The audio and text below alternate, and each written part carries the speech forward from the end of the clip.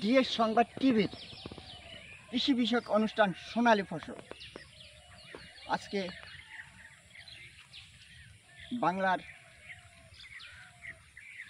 মেহনতি মানুষ, বাংলার মেহনতি কৃষক কীভাবে কৃষিকাজ করেন সেই বিষয় নিয়ে আপনাদেরকে দেখাচ্ছি।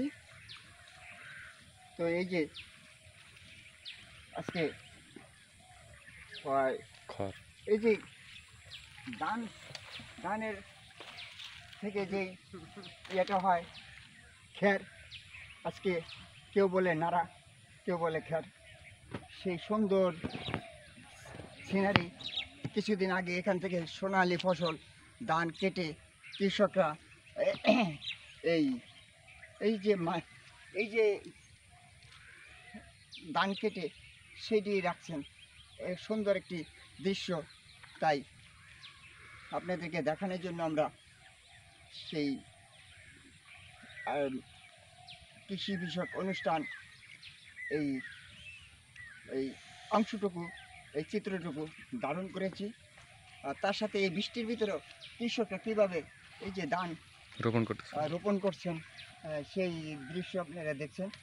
আজকে কৃষকদের সেই যে প্রথম জমিটাকে উর্বর করে ট্রাক্টর দিয়ে চুয়ে তারপরে তারা এই যে ধান রোপণ করেন, সেই ধানে সার দিবেন, তারপরে তারা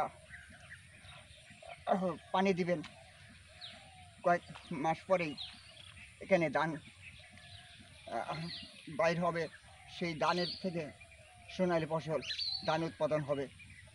তো এই সোনালি ফসল নিয়ে আমরা যে অনুষ্ঠান করছি, যে ডিএস সংবাদ টিভির